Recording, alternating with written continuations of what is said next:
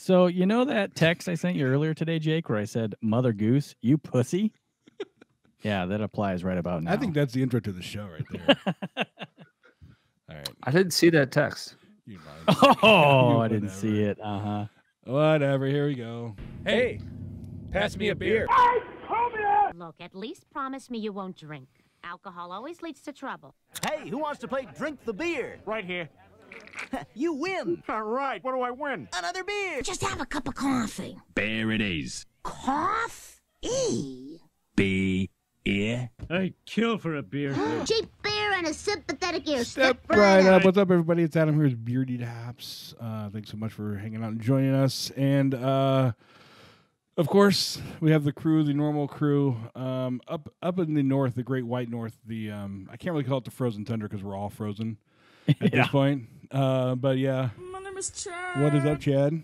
What's going on, everybody, from the northwest side of Milwaukee? Yeah, it's just, I mean, you guys are experiencing something that, well, I'm experiencing something that I don't think I've experienced since I was a kid. Never. Yeah. And it's so goddamn cold. It's why Chad's missing a couple fingers. It's the cold when he was and one testicle too. Well, that's a different story. And then we have, of course, Jake, who lives across the street, but we decided not to make him walk across the street because we'd have to pull a Star Wars and the lightsaber and Tauntaun. Jake, and that would so bad. It is just this. We will definitely be old someday, and it'll be like, remember the winter of 19? Like, it's just ridiculous. When you wouldn't walk your ass across the street, it's Jake. I wouldn't walk 100 yards. She sounds hideous. All right, and then of course we have the special guest for tonight, who is not as cold as us. But he is cold. Kyle. Yet, right? Yet? Is it coming your way? It is, yeah. It's coming my way. I think it's going to get like -7, but it's warm enough I can wear a T-shirt, apparently. I didn't get the memo on Man, if it was -7, I'd be wearing shorts and a tank top right now. -7. That sounds balmy right now. Yeah, put some suntan lotion on. Holy shit. And no hype beer reviews, right, Kyle? Yeah, no hype beer reviews. On the old YouTube. He's going to be joining us tonight. Unfortunately, he couldn't get the beer that we're doing tonight. We're doing Plaid Habit by Boulevard Brewing. And you got Quad, right? Yeah, I got the bourbon barrel aged Quad. Sweet. So that'll work. But before, as we always do, we have to go. It's Jake from State Farm. Jake, you got to give us the rules of engagement, please. All right, boys and girls, thank you for joining. And you know what I say, when it's cold out, drink. I mean, I can't think of anything better to do. That's all I did all day today. That's what I'm talking about, Chad. So yeah, we got a good one tonight. This is one that I believe the whole crew has had before, but we've been excited to review for at least a little while now. And yeah, with our friend Kyle here, we're going to do a little Boulevard review extended. But we'll take a look at the bottle. We'll crack there open. We'll take a good sniff, pour that baby out, see what it looks like. Go around the horn here, get those initial impressions. This is what it's called. If you're not on Untapped, please join us. I don't know what you're missing. I don't know what's wrong with you, but that's all right. Yeah, and then we'll take a walk through the world that is beer. You know, perhaps we'll spend a little time on Boulevard, see what else is going on in craft beer news. Talk about we're all freezing our nuts off, and we'll get a midpoint in there at some point, and then we'll hit some other news, and then we'll finish off with the final rating. All right. All right, cool. Thanks, man. Good job, buddy. It's good to. All right, cool. So yeah, we're doing Boulevard. We're doing a Boulevard Brewing show, basically. The one we have is Plaid Habit Canadian Whiskey Barrel Aged Imperial Brown Ale. There it is, right there. I don't know if I'm on screen right now, but you're on. It's 13.9% ABV, 9 IBUs. Jake, we know IBUs don't matter. And it's not what I said. Shut up. And these guys are from Dick. These guys from Kansas City. Kansas City. Wow. Kansas City. I mean, they're probably Royals fans. So two things. I do like the labeling that they do. It makes me kind of want to just throw in a flannel, cut some wood and drink. Well, the other thing though is you can pick a bottle Boulevard, cap too. You can pick a Boulevard beer out of just by scanning the shelf because they're all the same. Yeah, they all have that diamond. The diamond. I guess you call it a logo, but with a thing at the bottom. This one says limited release. Other ones would say smokestack series or whatever the series happens to be. They're very. Oh, you know what I forgot? I forgot all the stuff that Boulevard sent me this week. Oh yeah, they did. They reached out to you. It's in my office downstairs. So Boulevard, somebody was giving Boulevard shit for not really giving stuff away on Twitter. I think that's what it was. And I kind of jumped in making fun of the guy who was giving them shit. And then Boulevard basically DM'd me and said, hey, what's your address? We want to send you some shit. So so I got some stickers and a bottle opener. And I meant a really cool bottle opener. Yeah. So Kyle, what is the one you have? So it's got a Best Buy date of August 2018. I think that they do it 2 years out. So You've only missed it by a little bit. You're fine. It's fine. You hear me okay? Oh yeah. You've only missed it by a little bit, so you're fine. It won't be, if you start throwing up on the show, we understand. I'm hopeful. It'd make for a good podcast. That'd be good. Yeah, so bourbon barrel aged quad style. I love quads and definitely like them when they're bourbon barrel aged. 11.8% ABV, 26 IBUs. Jake, we know they don't matter. And yeah, I'm pumped. Have you had this one before? No, I have not. I've had other Boulevard barrel aged beers, but not this one. Yeah, Boulevard's doing some good stuff. Yeah, you'll enjoy that one. That bourbon barrel aged quad's really good. All right, can we just crack this now, please? Can we open a beer now? I'm opening a beer now. Come on.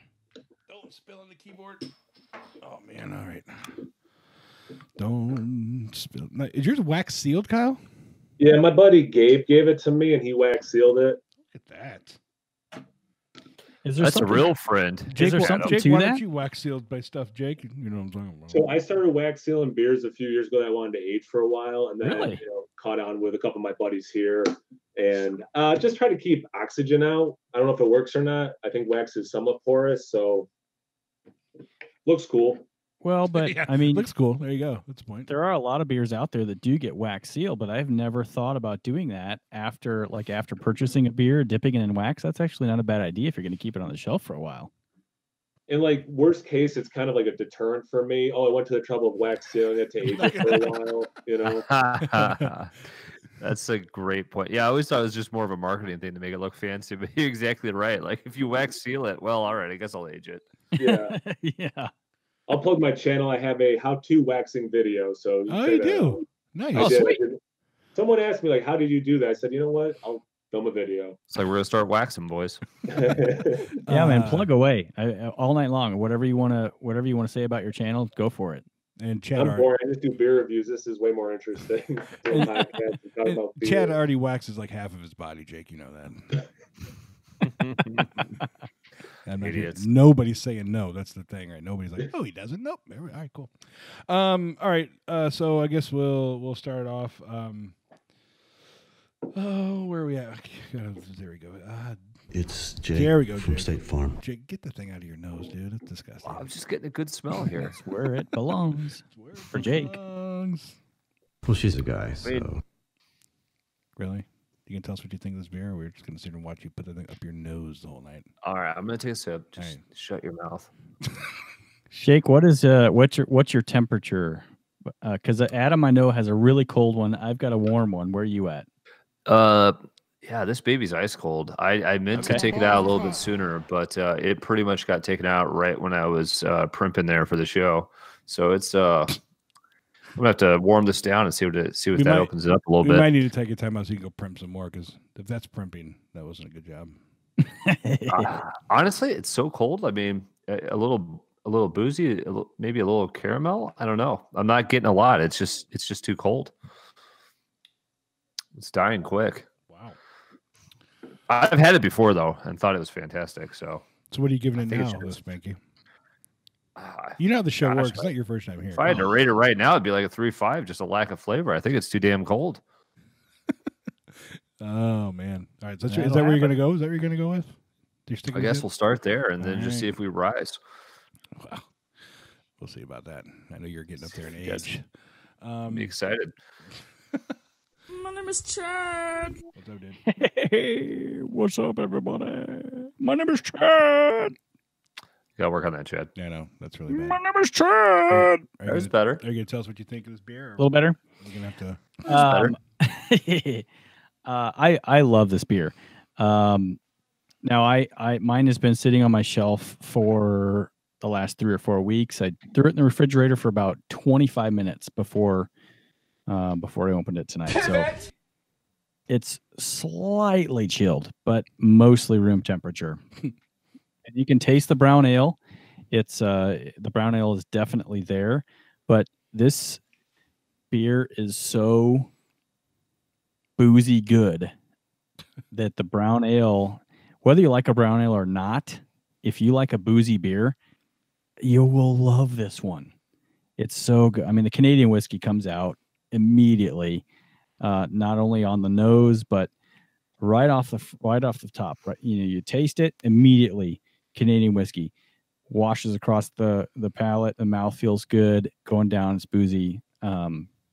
Excellent beer. Excellent beer. You've had an orgasm so far. What are you giving it? Well, I think I have previously rated this one a 5. So are we gonna start there? All right. I don't think I can go down from there. I love it. I think it's fantastic. I think there's nothing wrong with this beer. That's my rule. If I can't find anything wrong with a beer in any aspect, it's got to be a 5. It's got to be. My name is Adam. I love that. That sounds so weird. I had this before, but what I will tell you is mine was in the outdoor garage fridge. So you had to like chip away to get this one out, right? Well, so I have the heater on, but anything that's like 3 feet away from the fridge is frozen. So like the bottled water that's in there is like slush. But so I pulled this out of the fridge and it was extremely cold still. So mine is very cold, and I have had this before as well. But now it's like the first sip is like I had like a caramel candy. Like it was just so caramel. I was like, whoa! I wasn't expecting it because it's not what I tasted before. But now, lots of sweetness. Yeah, it's very sweet, boozy, of course. I don't even remember what I gave this thing before. So, I'm not gonna be a dick like Jake, and I'm not gonna like blow load my pants like Chad. I'm gonna give it. I'll give it like a 4 right now. But I think as it warms up, it's gonna be forking delicious because I know it's good anyway. So I think the flavors of this beer, it does a really, really nice job of masking a traditional brown ale. And I mean, it does it on purpose. Obviously, it's aged on Canadian whiskey barrels, but the booziness combined with it's got some spice. This you mentioned sweetness. It does have some sweetness, and I just think it's really, really well balanced.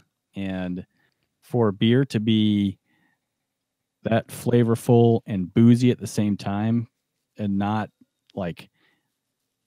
I don't think anybody would drink this and be like, "Oh, I can't drink it. It's too boozy," or "I can't drink it. It's too sweet," or "I can't drink it. It's too much." Name your flavor. I think it's just a really well balanced beer. I won't talk nice to you and talk about fornicating with you. All right, so Kyle, what was it? Your barrel quad? What do you think about that one?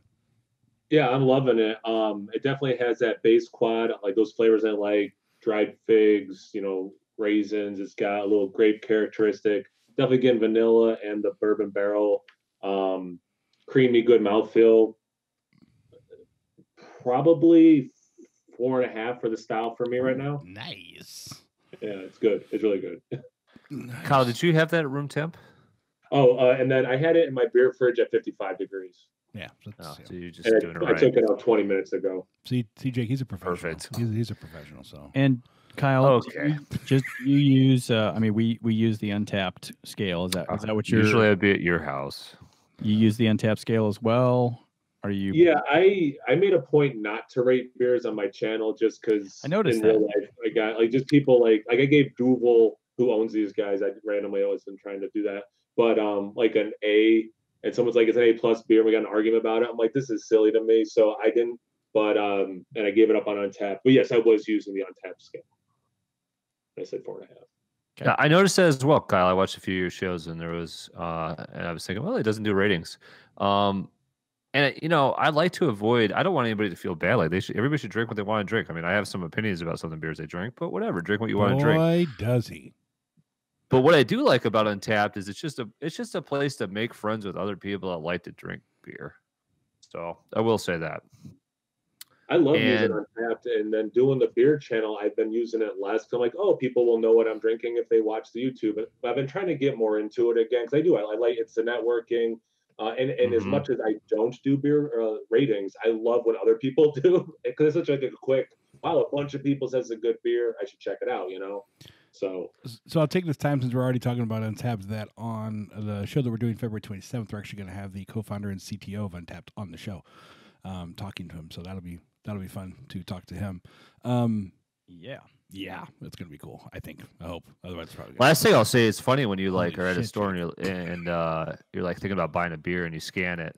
You're like, oh shit, I bought this before. They gave it like a 2.75. Like, all right, well, it saved me a couple times. That's the main thing I like. I like Untapped for really is to remember have I had this beer. Number one, did I like it or not? And then also I'll usually look up what these two knuckleheads think of it, and I'll totally take what Jake said and throw it out because it doesn't matter anyway. And then I'll go and see what like some of our other friends think of it. I'm joking. I'm gonna start rating a bunch of shitty beers like 1s and 2s just so you'll go buy it. That's great. No, I'm not buying Coors Light just because you ranked it at 5. Jeez, your base beer. It's my base beer. It's a base beer. But yeah, I like using it for that. I think when we first started, we were very serious about the scoring. We take the scoring seriously here, but if I see a beer that's like, oh, somebody didn't really like it, I still might give it a shot if it's a style I like. But yeah, I mean, if it's a, well, I don't think there's any style there's no style that I have ruled out that I just wouldn't buy. But never mind. Go ahead. I mean, there are definitely styles I like more than others, but all right, if it's just a beer that I haven't had or a style I haven't had, then I would certainly buy it. I wouldn't base my purchases off of the Untapped rating.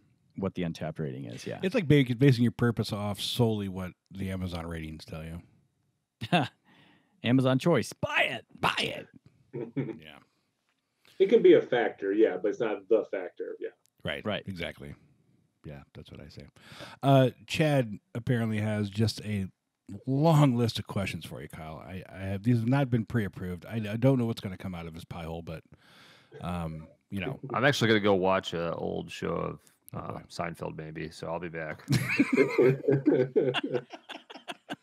Oh man, where's my no soup for you soundbite? It's somewhere. Now, if we're watching Seinfeld, I'll drive down and we can just do that instead. Your car would freeze. Right, the truck barely on the highway, frozen. Maybe. Yeah, Chad. Chad, what you got? Well, so Kyle, I'm curious about your channel because I've watched your beer reviews for quite a while now. So long time listener, first time caller. Well, yeah, pretty much. Right off the top, long time listener, first time caller.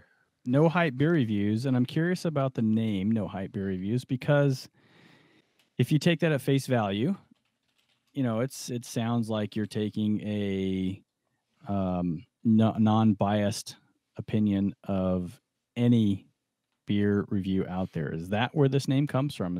Are you trying to review a beer in a completely unbiased format? That is half of it. There's 2 reasons, and that is half of it. So when I was watching a lot of people's beer reviews, for a long time, then finally I was like, maybe I should try this, right? And then I don't know what I was doing, but all of a sudden it popped in my head. I'm like, that seems like a good name. I'm like, someone must have had it.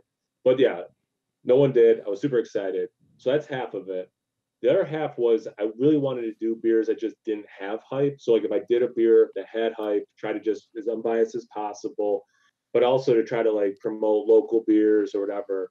And in reflection, I've done more probably hyped beers and trying to not let that factor in versus just like doing shelfies or, other easy to get things. Well, it's kind of hard on the YouTube beer scene, because when you look at like the searches, people are searching Bourbon County left and right. People are searching CBS left and right, right? So then you're trying to be like, well, I totally get what you're saying. You're trying to be like, I want to do like locals, the small guy. And then when you do those, nobody watches the video because nobody's heard of them, you know? Yeah, I mean, and I'm not big enough where a decent number of people are going to still watch those because they just watch everything I do or whatever. So yeah, you always see the dip with something like that. Sorry, my dog's just being goofy. Dogs are fully welcome. Hey, we all have dogs. It's all right. Some of us more than others. Yeah, I just have the one. Yeah. Well, that's interesting to know, because if you're trying to promote local beers, that's one thing. And you, I mean, just from you mentioning just a second ago that you've ended up doing some bigger beers, but trying to give a no hype perspective on it. That's interesting that your channel started out with trying. Okay, well, where are you from? So local beers. So I'm from upstate New York. So, I was trying to do like super tiny local beers, but also like some of the bigger ones like Omegang, Ithaca's local, even like some New York City ones, Brooklyn, Grimm, Single Cut, Other Half. Kyle, I'd say we've run into a similar thing. I don't know that we set out with a mission statement to, promote smaller craft beers, I don't but think we had a mission statement whatsoever. But we definitely, we didn't start out to promote, the most popular beers either. There was a time when maybe we were searching for some of the whales, that's for sure. But I think we've definitely run into that thing where we find these breweries we really like, and we find these smaller, local or regional breweries with beers that are fantastic. But then when you're trying to have a show about it, and you're trying to grow your listeners and your audience, it can be difficult because a good amount of people that might consider listening to the show can't get that beer.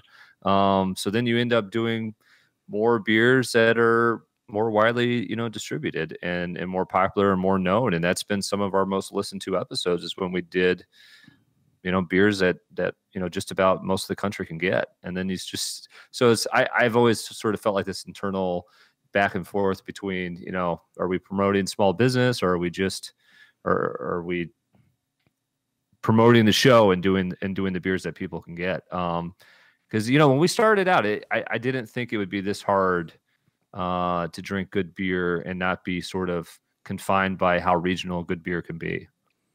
It's funny you said that, because I don't think any of us, well, I know Chad and I, we didn't even discuss how regional beer was at first. But after we just kind of started this show on a wing and a prayer. So yeah, really, pretty much. And Jesus, take the wheel. Yeah, and he didn't, and then we had to take it back. So, and so we exactly. No thanks. So we after doing it, what now, 2 years, right? Though it is. A year and a half. I think I always ask this. I don't ever remember.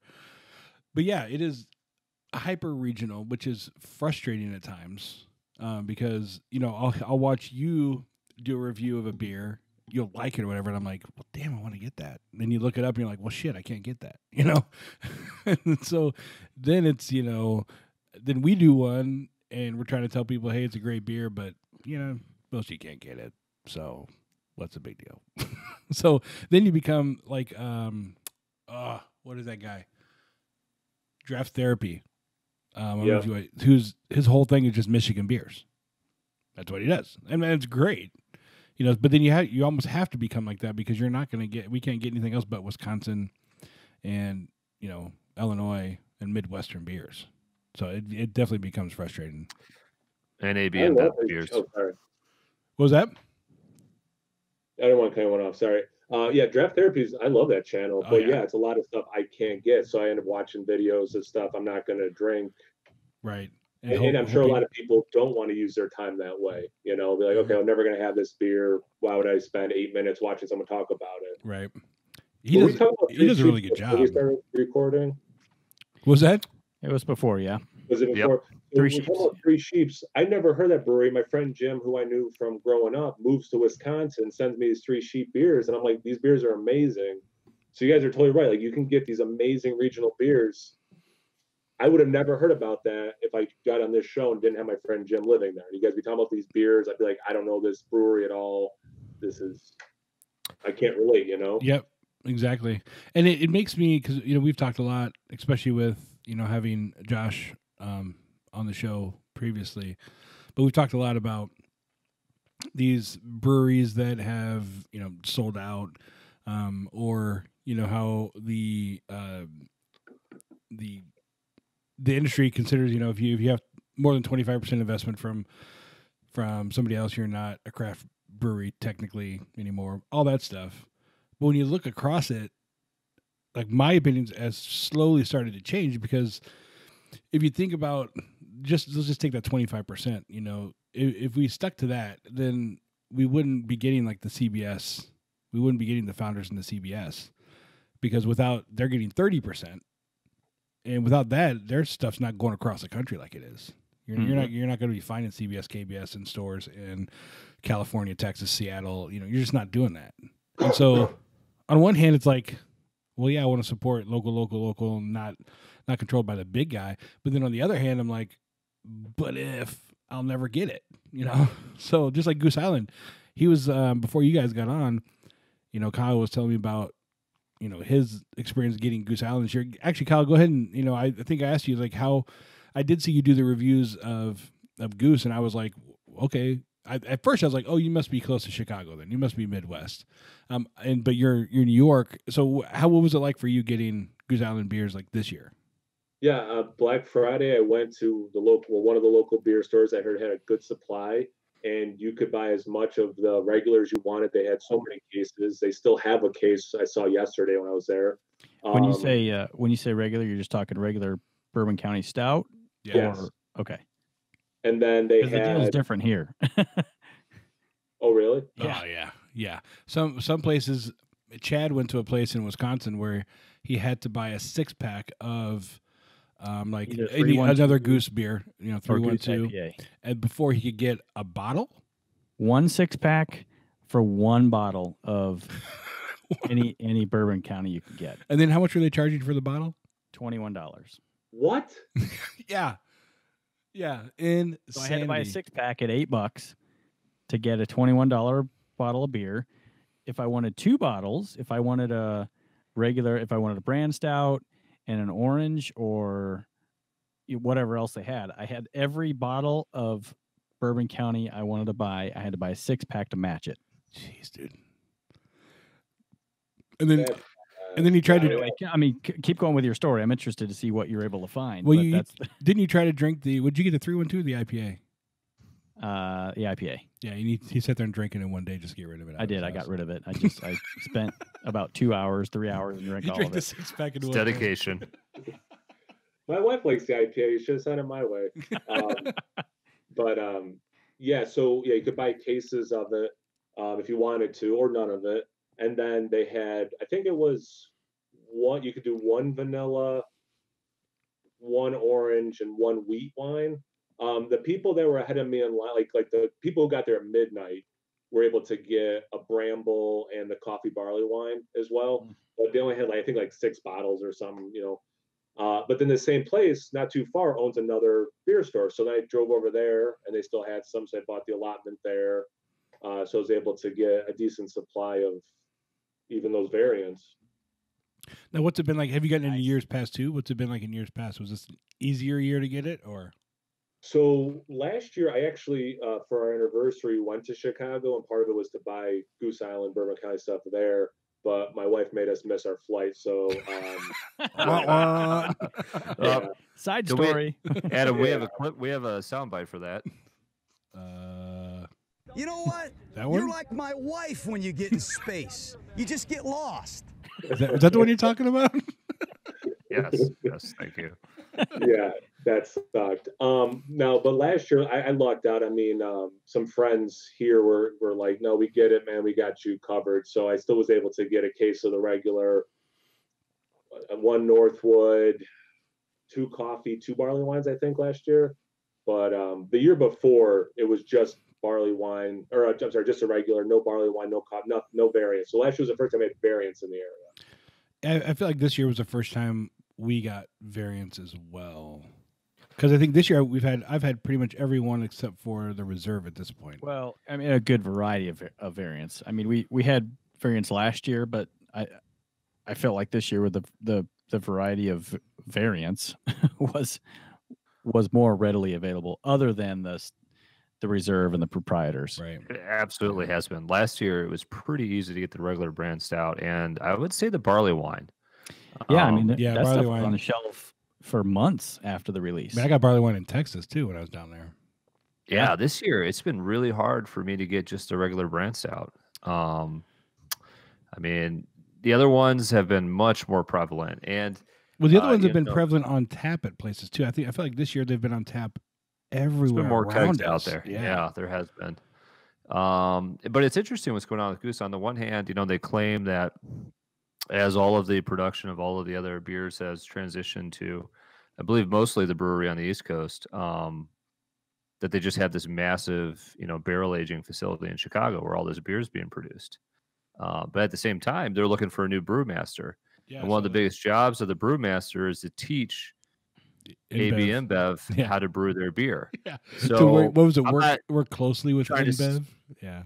Yeah. I mean, I'm not trying to say anything like slanderous or whatever, but at what point are they going to be producing so much because it's popular that you start to wonder, was this made in Chicago? I mean, I still think it's really good. So I don't know. At this point, I guess it doesn't really matter yet, but it is something I think about.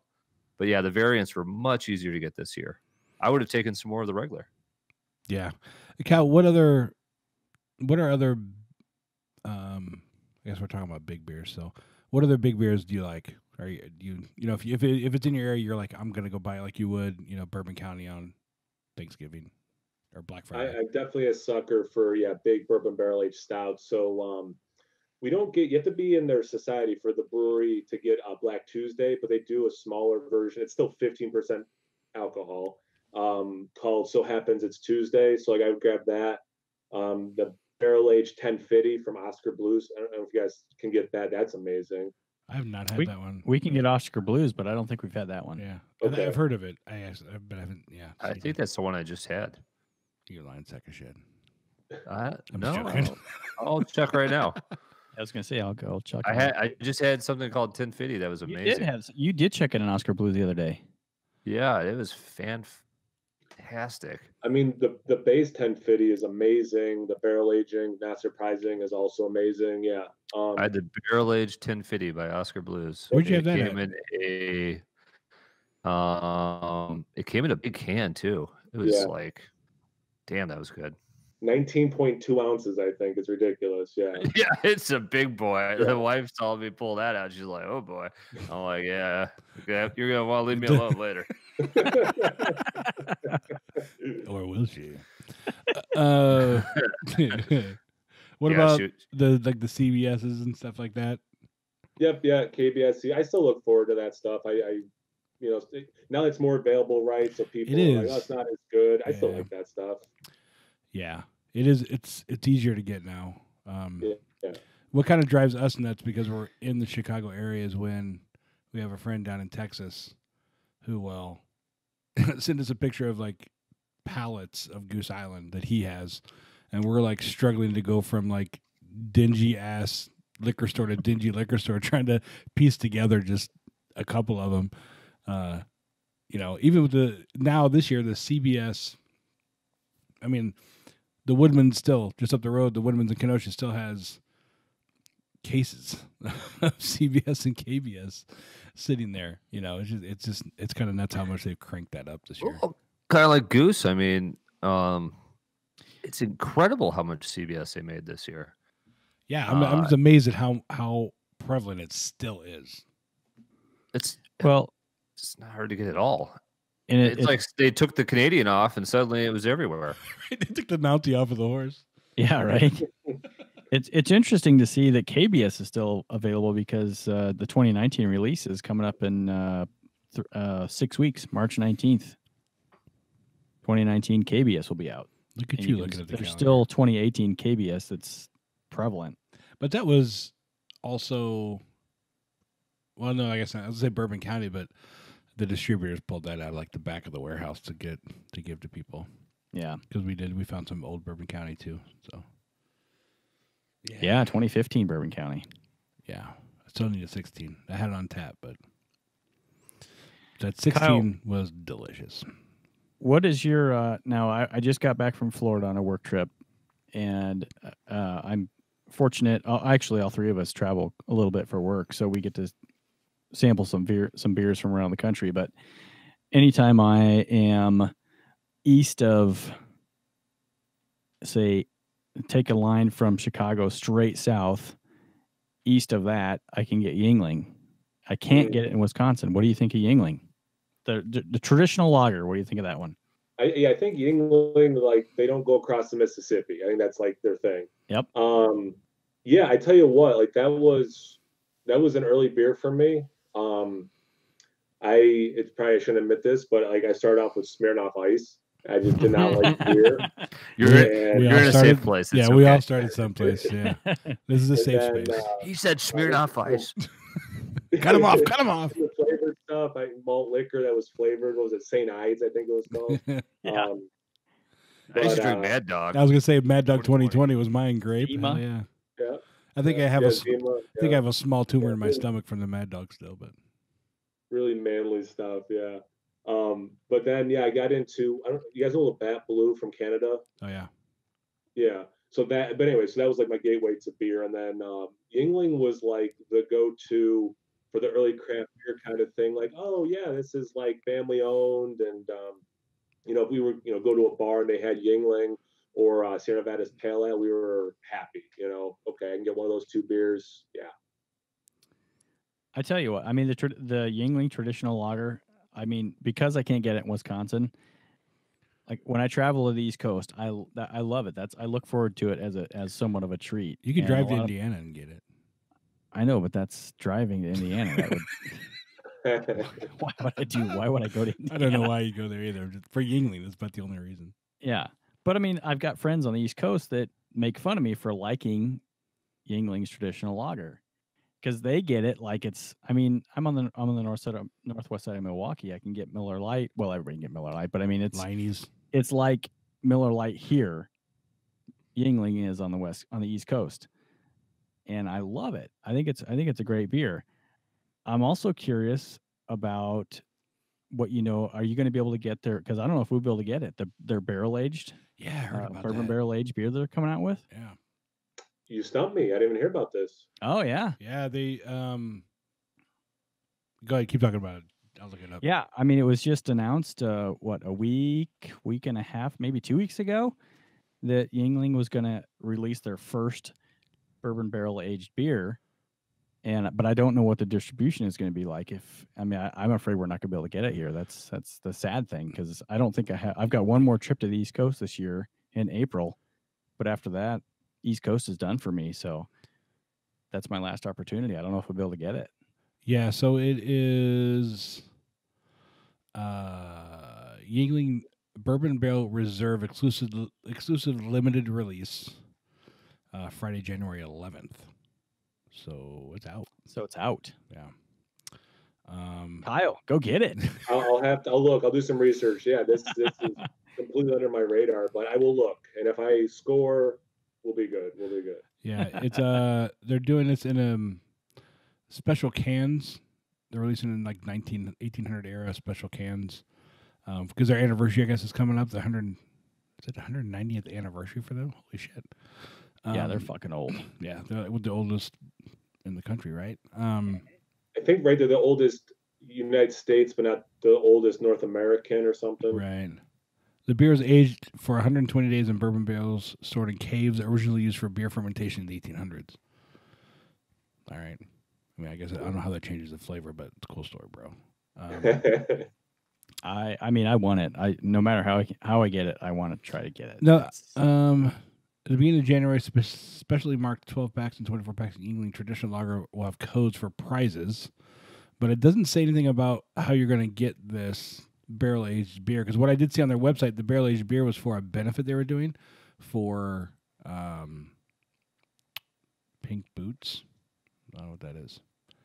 So I don't see anything about it being released in cans, but or released otherwise. So I don't know. Yeah, if you get it, man, I would love to see a review on that one. That would, jeez. Yeah, definitely. If you come across it. Is everybody halfway? I am halfway, yes. I had to stop myself. Jake. Yep. Jake is like shooting real quickly. Mm-hmm. It's like chug. All right. So we'll go back around. My name is Chad. What are you thinking, Chad? At the halfway point there, you gave it a 5, so there's really nowhere else for you to go unless it's getting real shitty. I love this beer. I think it's fantastic.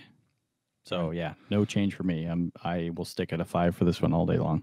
All right, that was easy. It's Jake from State Farm. Jake. Oh, definitely better as it warms. More. Would you give it a 3.75, right? Started at 3.5. I'm certainly getting more vanilla, just more of the general boozy sweetness. It almost has a mouthfeel. I mean, I do taste a brown ale, which I do like, but it almost the texture, the silkiness, almost reminds me of like a barley wine with a little bit of sweetness. Yeah, it's a good call. Yeah, and it even has some of the hue of sort of an amber, brownish barley wine. But yeah, this is rising for me. I am. What are you wearing? I'm firmly up to a 4. He's firm. What are you wearing? She sounds hideous. Yeah. Maybe that's why I love this one so much. I mean, the barley wine being my favorite style of beer. Right. It really does. I honestly never really thought about it because in my mind, I'm thinking I'm drinking a brown ale. It's just been aged in Canadian whiskey barrels, but it really does. It's like 120 IPA from Dogfish. Huh, interesting. Great comp. Yeah. It's like really a brown ale and a barley wine had a baby, and they did it in a Canadian whiskey bath. Yeah. Canadian whiskey It's a hot water tub. birth. Oh, wait a minute. No, I don't want to drink it. That's disgusting. I'm going to dump this out. Oh. Somebody remind me what I started at because I don't remember. A 4? Okay, cool. You went. I think so. You went in the middle. I think 4, 4, 2, 5, 4. Yeah. I'm going 4.5. It is good. And it's funny because you mentioned the barley wine. And as soon as you said that, I was like, oh, shit, he's right. It does taste like a barley wine. So Yeah. What was that, Adam? What happened when I said that? absolutely nothing happened when you said this. That will be Eggplant. That will be erased forever. Nobody will ever hear that. Adam, I listened to the podcast. Where's the part where you said I was right? What, did that get edited? You did not hear that. Nope. Oh man, I'm too late. But what you heard me say is, My balls was hot. hey Kyle, what was what are you thinking of that barrel aged quad there?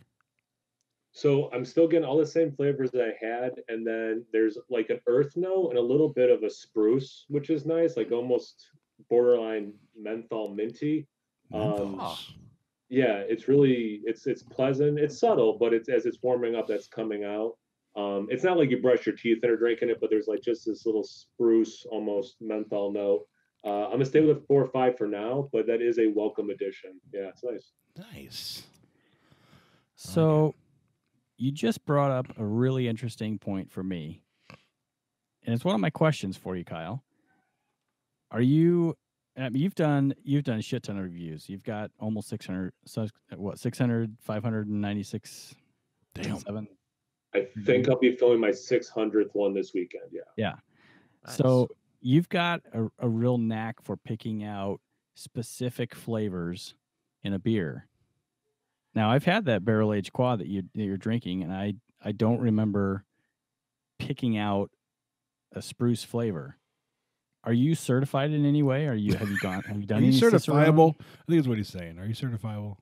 I am No, I just wondered if you've done any Cicerone training or reading or. I have not done any formal training with Cicerone or anything like that. So sometimes like when you say like I'm not into that, it makes it sound like I'm judging people who are into that. It's not for me. I don't think like I don't but I have read plenty of books about it. Tasting Beer was one of the first beer books I read. That Garrett Oliver book about like pairing food with beer, Yep. and then just really thinking about flavors.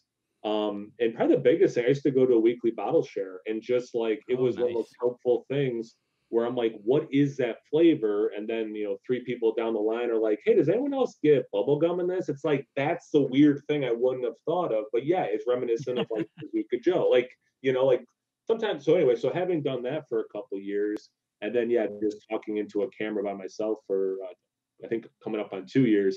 Yeah, I think I've gotten a little bit better at that. Yeah. Now you guys are all Cicerone certified, and now you make me feel like I'm a jerk. No, none of us are. No, I didn't mean to come across that way at all. I just think you're really good at. I mean, in watching your videos, that you're really, really good at pointing out specific flavors in a beer that I wouldn't have necessarily thought of. You know, and that's one thing I think that it would be fun to go through the Cicerone program just to teach myself how to recognize the flavors, because I'm not necessarily great at it. But the 3 of us doing this podcast, I think that we each obviously taste everything differently, and when we're all drinking the same beer, one of us will say, "Oh, I taste this. I don't taste that. You taste that." But you know, it's really interesting to drink the same beer and get different flavors. And then when somebody says it, you're like, "Oh yeah, now that you say that, I do like, oh, I didn't taste the caramel before, but now I taste the caramel." You mean caramel? It's really interesting. I think you're really, really good at pulling out flavors and doing a good job of when you do your beer reviews to point out the different flavors of beer that I'm like, I never really thought of that before. I appreciate that. Obviously, yeah, that's a huge compliment. So thank you. A cool thing I did once, it was a wine kit, but it was like how to taste, and like it had the little vials, and you mixed a little bit with some water, and like, you know, it's like, this is what tannin tastes like. This is what, you know, sour is versus bitter, and it's like, oh wow, like, so I was like, I want to redo that. It was a few years ago, not on camera, just like, you know, on my own. But like that was super informative. Of like, I'll use the bitter and sour thing. Like, there's overlap, but those are 2 distinct things. Right. So yeah, there's stuff like that I would do again, and I think are helpful. Yeah. Speaking of Cicerone, we are having Darwin from Darwin Reviews. He's going to be on, and David Nielsen, who's also Cicerone certified, he's going to be on. So I'm just going to keep plugging shit away. So. And like I was saying about like not judging people, I watched the crap out of his videos when he was talking about all that stuff. Like, you know, how he was training for it. I thought that was fascinating. Yeah, that's when I first started watching Darwin's videos, is when he was going through that. And I found it super fascinating to listen to him talk about the process, and he seems like a crazy intelligent guy. And he passed the New York bar, I think, also is what he said. So he was a lawyer. Yeah. Yeah, he's got a leg up on me. So I think, Adam, or correct me if I'm wrong, but wasn't one of our 2018 goals was to get the first level of Cicerone, and we didn't do that? No, I got moved to 19. Okay. That's just like written or something, right? The first level. Super easy. Yeah, the first one like super easy. We just didn't do it. Yeah, we just didn't get around to doing it. The first one's like the beer server, you know, like knowing the glasses and like knowing something about the brewing process and then that type of stuff and how to pour a beer. I think that's when you get to the second one that you have more the tasting. You know, you have to be able to pick out shit when you taste it. So that would be the one I would be more worried about. I've never really thought about it. The Cicerone program does have kind of like what you're talking about with the wine. The Cicerone program does have an off flavor kit where you can buy these off flavors and add it to a beer and then see if you can taste it, essentially. So, but yeah, that's crazy. Well, my point was, yeah. What was your point, really? That I wasn't trying to call you out as any sort of, I don't remember what your term was, douchebag or idiot or whatever you said about tasting beer. I didn't take it that way. I think you're really, really good at it, and without being certified, I think you're really good at pulling out flavors. No, yeah, and well, you know what you do too, or what I do is like I think Mosaic, that hop Mosaic, you get a lot of blueberry, right?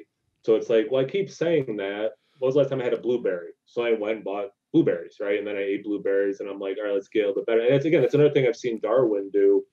He's on that on camera. He did that with oranges once. He was using oranges as a descriptor. He wanted to be more specific, so he got different kinds of oranges. And I was talking to, I forget, it was another YouTube channel, but I was talking to them. I think it was off camera. And it's like sometimes you say things like I said about the spruce note. Yeah, when was the last time I took pine needles and put them in my mouth, right? Like I don't do that. Yeah. But I had a couple of beers brewed with spruce, for example, so I can kind of draw from that. Yeah. But I think kind of being mindful, that's something I like, is just being in the moment. And, when you're eating, like, what spices do I taste in this dish? And then same thing with a beer, like, what do I get out of this? And I'm as guilty as anyone, watching TV and eating or whatever. But like, I do try to be mindful and like, what is this experience, right? Not to be all Buddhist, but like, I try to be aware of what I'm doing. Jake actually does go around picking pine needles off of trees and put them in his mouth. We often have to stop him in the neighborhood, like, dude, get that in your mouth. It's just a few days ago. I mean, it's not like every day. I do like that Black Panther T-shirt. I'm all about the Marvel universe. Yeah, good stuff there. Went on an orgasm. So as this Plaid habit kind of gets to room temp for me, it continues to kind of change a little bit. I swear it's starting to remind me of the 2017 Veneration. I don't know if I'm picking up like a fig in there or something. That's or maybe it's just because I think that was a rye whiskey too, and maybe that's just what I'm thinking of. I don't know, but it's just getting better. I definitely had it way too cold when we started. I don't know if I can get to the 2017 Veneration with you. Well, it's not that good, but which is why I can't put everything into 5 unless we're putting 2017 Veneration on the secret scale. Yeah, this is more akin to a barley wine than Veneration. I mean, Veneration is a Belgian aged or Belgian quad. It's Belgian a quad. Yeah. No, I just the way that it kind of coats my palate and just sits there, and after I drink, it just kind of reminds me of that. And I don't know, maybe it's just a sweetness, but it's almost like a fig or a molasses or something. I don't know. I'm not great at picking out those. I get you on the molasses flavors. Though. I feel you on the molasses. Could just be the sweetness, yeah. Although I haven't had that specific beer, I had Firestone Walker's Bravo, which was a brown ale aged in bourbon barrels. So similar, with Canadian whiskey versus bourbon. Yep. But yeah, definitely that barley wine thing you guys are talking about for sure. Even with brown ale, I totally get that. Yeah. It's good. Plaid habit is good so far. It is very good. It's good. Kyle, when your buddy sent you, you said you had paid time off, I believe, from Three Sheeps. So yeah, I haven't cracked it yet, but I have that. And then I've definitely had Wolf. I've had. Ooh, what'd you think of Wolf? Yeah. Do you recall? I got a 2017 Wolf sitting right there. Yeah, Chad and I went to their anniversary party where they tapped the Wolf there last year, right? And yeah, I mean, I don't remember. I didn't remember that day, the day after it. So, but it was drunk. Was it leftover 2017 or was it the new 18? I don't remember. Again, I don't remember barely the day. So that was pretty wasted. That was a fun time. That was a lot of fun. But yeah, that's where we got the bottle of the barrel aged paid time off, barrel aged Uber Joe, right? Yep. Yeah, Uber Joe. I think I saw. Oh yeah, that's another one he had sent me. I think I did a review of that one too. Yeah. Yeah, I mean, really, there's not much of there so far that I've come across where I'm like, I don't like this. Like it's. Kyle, did you get a Veneration? Did he send you? I think I have a 17 and an 18 in my beer cellar. I'm pretty sure I have two, and they're from different years. So I would love to hear when you do it. Like, hit me up if you do a video on it, and hit me up when you release it, because I want to hear what your opinion of 17 and 18. Because for us, we always looked forward to Veneration. For us, we're not far. I'm like an hour and a half from the brewery, so. When the new Veneration came out this year, I was like, oh shit, yeah, and I saw it at the store for the first time. I bought 2 4-packs, and I've had one of them, and I haven't touched the rest of them because it's nothing like what it was in the years previous. So that's why I'd love to hear, like, because you have them both now, you can somebody else to drink them, because it seemed, I've always said that the new one is like Veneration Light. Like the flavors are there, but they're so much more muted than they were in years past. So no lace. Yeah, I'd love for you to do like a vertical and see what you think comparing the two. I'll definitely check to see what the dates are, and if it's a 17, 18, I will totally do that. That'd be awesome. Yeah. Yeah. I was pretty surprised. Like I said, I think Jake, you were like getting your big girl panties on or something. I don't know what you were doing. But I said you were gonna have. Sounds right. Yeah, we're gonna have Greg on from Three Sheeps, and your first question was gonna be, "What the fuck was up with Veneration this year?" And then he's gonna hang up on us and be like, "Okay, I'm not doing this." Yeah, you screwed it up. And I, we talked about it. I mean, did they try to produce more because it was popular, and maybe it got, for lack of a better word, watered down, or who knows? I mean, maybe when you do this process, it just doesn't come out the same every year, I don't know. It wasn't the same. It went from being one of my favorites, like favorite beers, to being not even on the list. Very meh. Like, yeah, like I did. If I saw it at a store, I'd just walk by it. Like, I don't even know you. It's not a beer that should change. I like Cuvée. Three Sheeps Cuvée changes every year. We know that. Yeah. So Kyle, I expect that. Have you seen Cuvée before, Kyle? I've not had that one before. No. So Three Sheeps Cuvée, they do it every year, and it's different every single year. And the way they've worded it in past is where they take their best beers of the year, and kind of blend them together, essentially. So years past, it's always and it's not an equal like 33%. Right. They play with it. They play with it. So you can't for year, it's always different. So what was it? 17 was absolutely delicious, right? 18 really sweet. 18 was a little different, but still very good. Now this year we haven't gotten it yet. It has been released, but this year they did Chardonnay barrel. So in years past it was like a dark stout, like you poured it was a very dark beer. This year it's a very light beer because it's in Chardonnay, amberish in color. So that's a really good one that changes every year, but it kind of highlights Greg, the owner, the founder, and the head brewer. Like their thing is their tagline is what's brewing and science working together or something like that. Yes. Yeah, and it's kind of interesting to see what he does. So yeah, but Veneration didn't need to change. Yeah, that's the thing. I mean, Veneration year after year should be fairly consistent, just like Goose has been fairly consistent with brand stout. Although your guy at the place said he thought it was watered down. Yeah, craft beer seller in Pewaukee, he did feel like 2018 brand stout was watered down, and that's kind of why he actually stopped selling it. But well, I'll tell you. So Jake and I got to go to the restaurant, and what do we have, Jake? 16, 17, 18? Yeah, we went to a really cool place. It's actually like a microbrewery, but they have a phenomenal beer selection.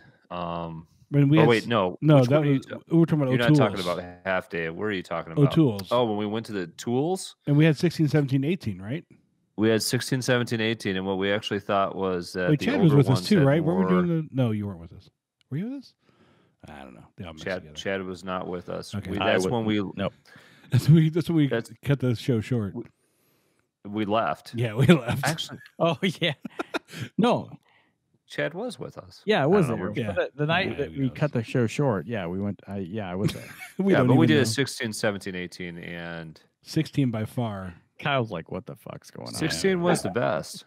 By far, 16 was the best. 18 wasn't watered down compared to it. It was just 16 was just better. 16 was like a chocolate brownie, like drinking a chocolate brownie. It was just phenomenal with caramel and chocolate. The flavors were much more pronounced. It's over 2 years old. Exactly. It's going to change a little bit, but if we're talking about Veneration year after year, it should be fairly consistent. At least when it launches, you should get a similar flavor to years past. I mean, everybody's looking forward to it, right? So 17 was amazing. 18. Now I'll say that there have been, I've seen articles written up about this year's Veneration saying it was one of the best. Oh, idiots. Kyle, what is your I don't care. How long are you looking to age a beer? I mean, there would be some brewmasters that would say when it's sent out, it's ready to go. Like you don't need to age it at all. You know, my typical thought is if it's over 10%, I can at least give it a couple of years. What are your thoughts on that? Well, like Coke from Stone Brewing, he says don't age the beer. He's like, drink it. Like that's how we wanted it. That's how we intended it. So drink it right then. Yep. And that's true. But then you have breweries like Dogfish Head. They have a bunch of beers. They say ages with the best of them. Right. Or Goose Island for the Bourbon County says ages for 5 years. You know, store in a cold, dry cellar. You know, like right, exactly. I mean, I go back and again, like if I say one thing, I'm not disparaging someone else's ideas, obviously, but like, yeah, I kind of subscribe to the double digit thing as well. Like if a beer's ideally, I'll drink one fresh and then age a couple, right? You know, love the 12-ounce format, right? Like this is great. You can buy a 4-pack, try one fresh, age, you know, try one every year or something, you know, it's pretty ideal. I've been burned on some ages, right? Like I've aged some beers and it's not better aged. And then I've been rewarded with some amazing, you know, actually I'm drinking a quad. It's appropriate. One of the best beers I ever had was like a 10-year-old quad, you know, just it aged so beautifully. Wow. And I don't even know what one it was. I'm like, it's like my whale, you know, I'm just chasing like, what was that beer? Cause it was one of the best I ever had. What do you think your oldest beer right now you have is? It was actually from Belgium and it was a quad and I just didn't catch the name of the brewery. And we had it, I think it was 10 or 11 years old, and it was one of the best beers I ever had. This beer is very good as well, but yeah, I mean, even recently, I forget what it was. I did a review, and it didn't age better. You know, it just didn't. Now the Goose Island stuff. I mean, I did this year. I did 2012 through 2018, and some of my favorite ones were like, yeah, the 2015, 2016. You know, 2012 was still delicious, but yeah, it's completely different in a lot of ways. Depends what you're looking for, but yeah, I think you and I are similar. Double digit, I don't mind aging it. Yeah, I'm really after last year. I would say in August, Jeremy from Founders, the brewmaster at Founders, posted on Instagram and Twitter that yes, I remember that. If you haven't drank your 2017 CBS yet, drink it now because it's not getting any better.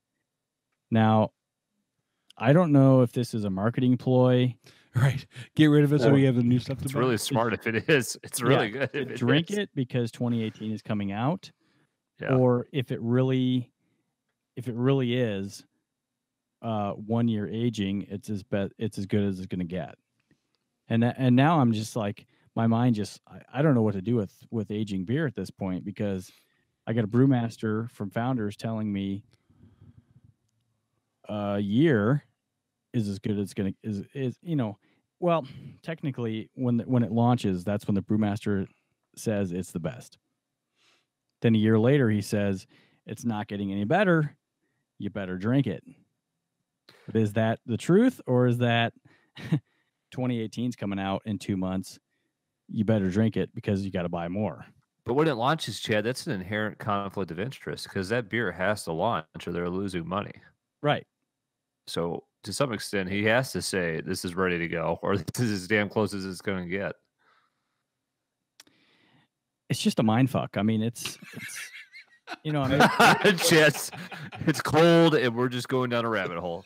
Well, I will say this specific to like a beer like CBS. I think of adjuncts, coffee is one of the worst ones to age. Coffee fades. It's like notorious for fading fast. Yeah. It's notorious for getting like a green pepper taste. That's okay.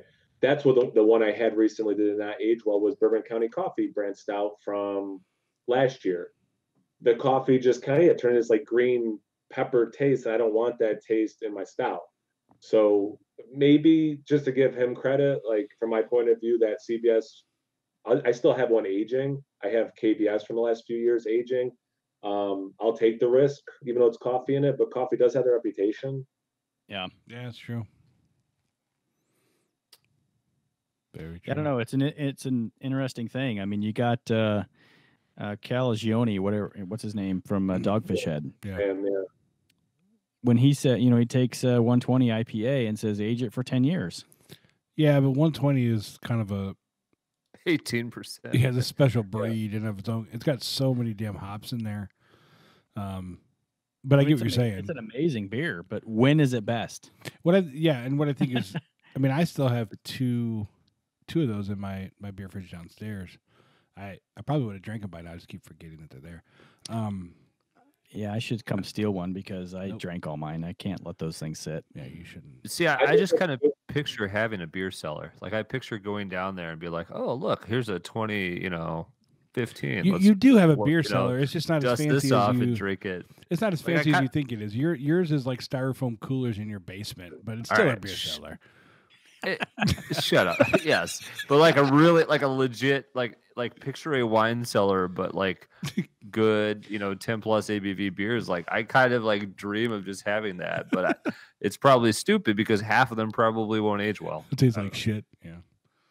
I think the general rule, Chad, is do whatever the hell you want. It doesn't really matter. No, I think you're absolutely right. I mean, I don't know if I have 2 barley wines sitting up there that I'll probably never think about, for years. I've got a brandy barrel age from Central Waters and a First Coast from Bell's. I never think about those. So if they sit there for 5 more years, fine. If I look at them and say, oh, maybe I'll drink one today, maybe I'll try it. But it's one of those, I'm not aging it on purpose. It's just sitting there. And if it ages well, great. If not, I don't know. We'll see. It's one of those things, and I think you get this across the board in almost anything. You get it in wine as well. Although the wine is much more widely thought of as to, age a wine, but whiskey people talk about the same thing with whiskeys too.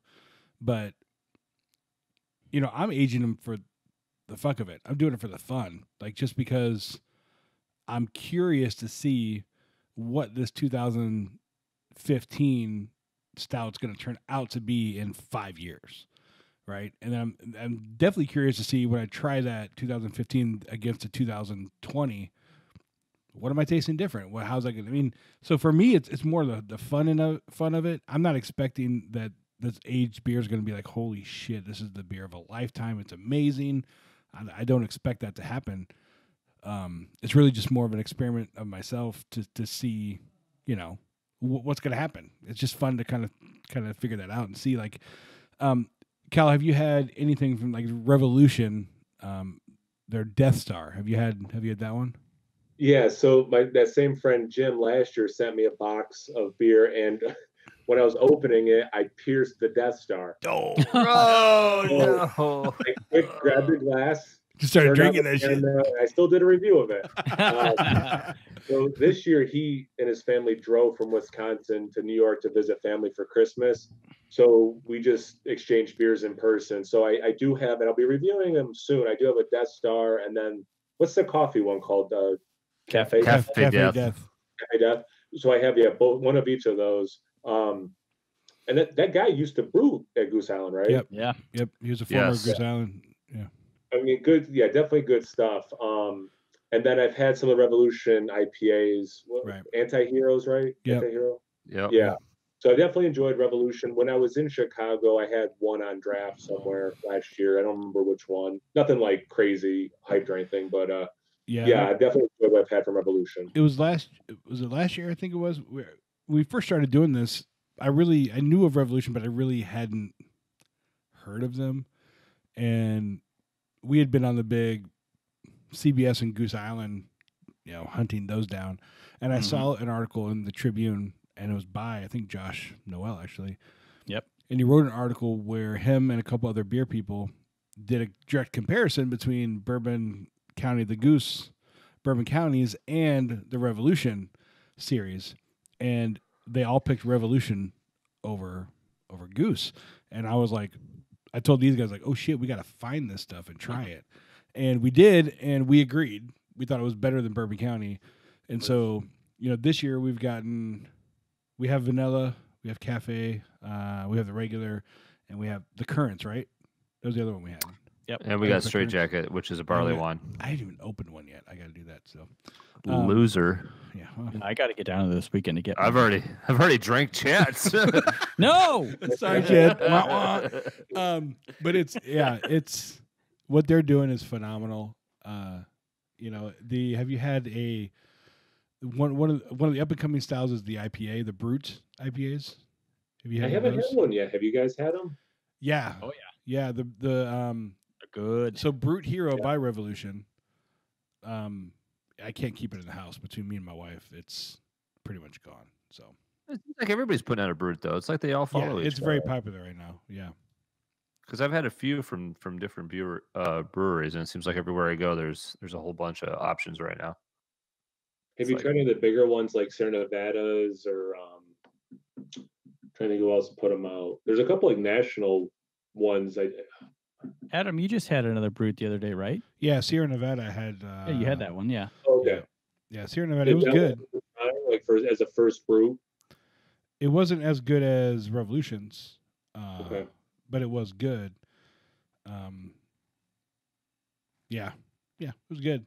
The whole Brute thing is pretty interesting. I've been kind of reading a lot about it and how it came about, and it was actually a California brewery that has their woman's our head brewer, and she kind of just always thought in her head like, hey, I wonder what it'd be to add this enzyme. Hey, I wonder what it would be to add this enzyme to an IPA, and she gave it a shot, and it was really good. And then all the brewers in California started jumping on it. They started doing it, and now it's kind of moved its way across the country. It has become a thing. Now, I have seen a lot of beer analyst people saying that they don't think the brews are going to survive very long. But I'll say, I mean, the Brute Hero, yeah, I love that beer. Like, yeah. I think it's delicious. It's a great beer to have in your refrigerator all the time. Yeah, I think the dry, because it's dry, so you don't, there's not that sweet. Some of these beers, they have a sweetness, especially on the legs of it. And some people like it, but that's what I think breweries are doing now, though. They have like their base, whatever, lager or IPA or whatever mainstream beer that they distribute the most. Then they probably have, a lot of them have some sort of barrel age program or some sort of specialty beer that they release to build some buzz about themselves. And then a lot of places might have like a winter ale. But then the other sort of category is, it kind of seems like everybody knows that they're going to do what's popular. And then when it moves to something else, they're just going to move with it. I could be wrong, but I feel like I get that impression. I mean, sure, you have people that specialize in like, doing sours the right way or whatever it is. But I think that's just a business model with, once you get to a certain size, like you're going to have your base, you're going to have some seasonal stuff. You're going to have something that's connected to your scarcity marketing to build buzz. And then you're going to do whatever the popular type is. I mean, remember like a year and a half ago, it was like, well, this is going to be the year of the sours. And well, I think look at Yingling, for example. The Yingling has gone off that lager for how many hundreds of years? It's like, so 430. I guarantee you, though, they've had people coming in their brewery going, "Hey, what do you have barrel aged?" Because barrel aged is so popular. And they're gonna kick off one of those. You're right. I think it's also, you can kind of equate it to what we were talking about earlier with doing YouTube videos. I can't sit here and do a YouTube video constantly of 3 sheeps, because I don't know how many people are listening are ever going to get 3 sheeps in their life. But I can sit here and do CBS, and I'm going to get searches through the roof because everybody's trying to figure out if they should go, stand in line in the freezing cold to get CBS this year, if it's worth it or not, or they're just seeing what other people think of it. So absolutely, they're trying to chase what's popular right now, because they have people coming into their brew pub saying, "Hey, you got that Brute IPA? What about a Brute?" So gotta keep the lights on. Exactly right. You gotta pay the bills, man. I mean, yeah. I think that's going to be it's going to be a big style this year. The Brew. If you look at it, since we're talking about Revolution, I think about Sun Chaser, which is just a citrusy pale ale that was really popular last year. And if I go to the store, you'll find it, but Brute Hero is huh?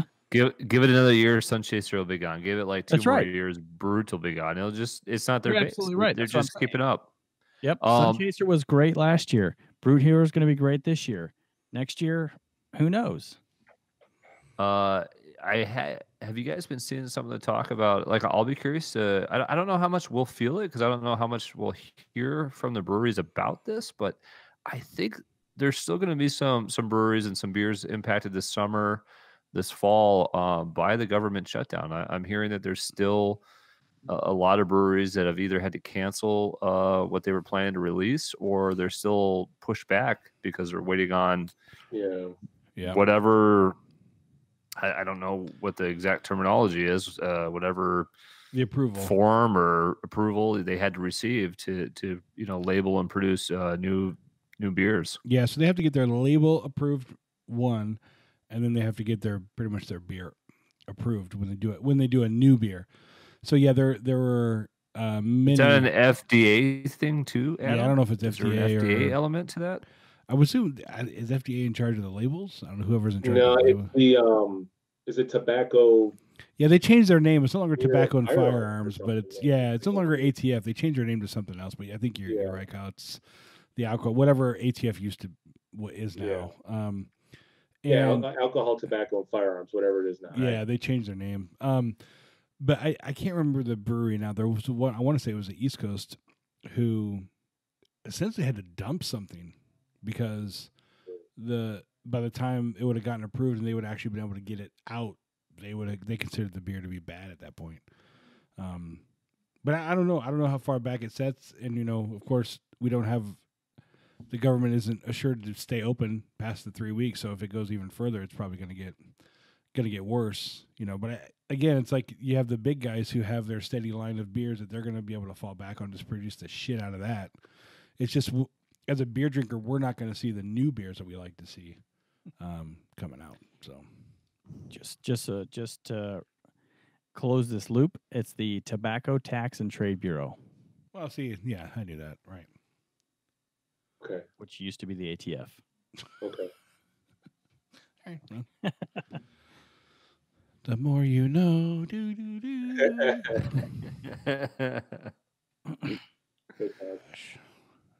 Tax. Well, yeah, I'm not backlogged at this point. Yeah, I mean, it probably will take a little while to get caught up, I would think. And like you said, if it shuts again in 3 weeks.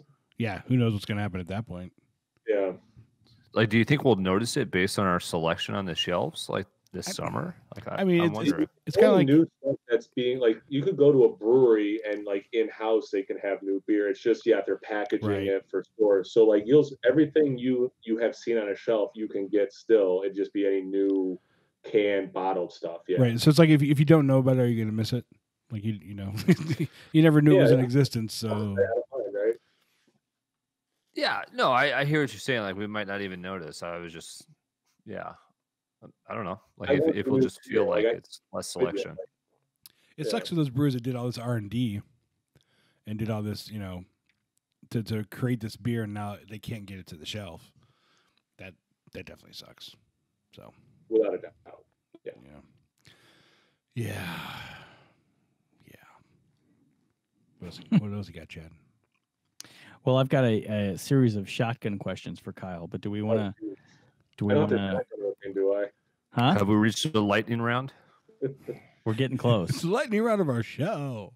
Where are we at on the beers? Are we getting close to the end? If you answer these right, $100,000. Yeah, you'll never see. We're getting close. Yeah, I'm getting there. Now, have you? We have the Brut IPAs, and then we also have Brett IPAs. Which Chad reminded me, because I'm like an old fucker, that I had a Brett IPA. We did have by Three Sheeps. Wasn't impressed with it, and I've actually been looking to us. It was gifted to us. I've actually been looking for Brett IPAs in the stores. I'm not finding any of them. I'm even having a hard time finding a lot of Brut IPAs. The Brut IPAs are good. I did not like the Brett IPA. But you've only had in fact, I didn't even check it in because I felt so bad. And Three Sheeps, if you're listening to this, I'm sorry. I didn't check it in because it wasn't good. Yeah, it was not good. I hate. But that was last saying it year. about Three Sheeps. That was last year before the hype really hit. Yeah, that they had the Brett IPA. So yep. I don't know if I've had a Brett IPA. I've had from Boulevard their Brett Saison. I thought was very good. But that's like a style I would think Brett would make sense in, like a Belgian-y style. Yeah, that's true. Brett, I think of Belgium. Yeah. Yeah, I mean, and I had to look up because Chad kept wanting to call a Brute a Brett and thought they were interchangeable, and I had to prove him wrong. So he did. And then I remembered we had a actual Brett IPA. While you're sitting in Florida, right? Didn't you like figure all that out and text it to me? Yes. Yeah. Yeah, because I had nothing else to do. You had nothing to do. Yeah. Right. Yes. All right. So before we get to the end of this beer, Kyle, do you have a favorite brewery? Or that's kind of an unfair thing to ask, I think. No, it's not. What is your favorite brewery right now? That's the best way to ask it. Okay, favorite brewery now. Yeah, that's a cool question for sure. Yeah, and I've had this conversation with people, and I go back and forth without a doubt. It changes all the time for me, so. You know, because I want to pick one that has like, you know, they do a few different styles I like really well, right? So like if I'm in the mood for this, I can get it there. You know, like I love Gang, but like I can't get certain styles from them since they skew Belgian. Man, that's such a good question. Well, who's like when you go to a liquor store, when you go to a beer store or a liquor store, as well, right? Yeah, when you go to a beer or liquor store and you're like, which one are you pretty much always grabbing? Like, oh, I know these guys are good. Man, the consistency. Yeah, I mean, Bell's I think is fantastic. They do a lot of good stuff. Founders, you know, wide selection, and they do so many things well. Firestone Walker. I mean, a lot of these like that level, like when you get to that level where they can crank out different styles at, you know, and you can get them and try them, and they're always good. Yeah, yeah, for sure. Have you had the hop slam for this year from Bell's? I have not yet. No, I gotta find like a single one so I can just try it. Yeah, good. It's good. So good. Very good. I've been watching a lot of reviews about it. Usually I don't watch reviews before I try a beer, but I was just so curious. I've watched a bunch. Yeah. Yeah, Adam, you should. You have some? I do. Send Kyle one. Why are you giving away my beer, dude? Joking. My store definitely has it. I just don't know if they're selling singles. Yeah, don't pay the postage for that. We found it. My wife. Well, so the same day that Jake's wife found it, then my wife found it also at a different store. So I have two. I find it a little bit sweeter than years past, and a little. We're like lions here when it gets cold. We send the women out to hunt the beer. Send the women out to hunt the beer. It's too cold for me to go out there. I haven't had it yet, so sweeter and a little bit more bitter is how I found it. What did you think, Jake? I think it's fantastic. I mean, it's a great beer. It's 10%. It's a 10%. There's some honey there, some sweetness. I like a little bit of bitterness. I'm putting one down a day, and if I have to be careful, I'll just put the whole thing down. Yeah, I'll probably have one while I work tomorrow. Since it's been great. Kids are going to be home again. Buy some more. Kids will be home again tomorrow, so I'll be drinking at home again tomorrow. Nice. So. Let me have an official answer for my favorite brewery. Like, I have one, Dogfish Head. I can get so many different styles from them. They're one of the first craft breweries I ever got into. They totally like set the craft beer. Like, guys, be experimental. Like, it's cool to try new things. And there is really nobody more experimental than Dogfish Head. No, right? He is so experimental. They do some crazy shit. Like Dogfish Head has set the path in motion, right? I think it's different for you because you're on that coast.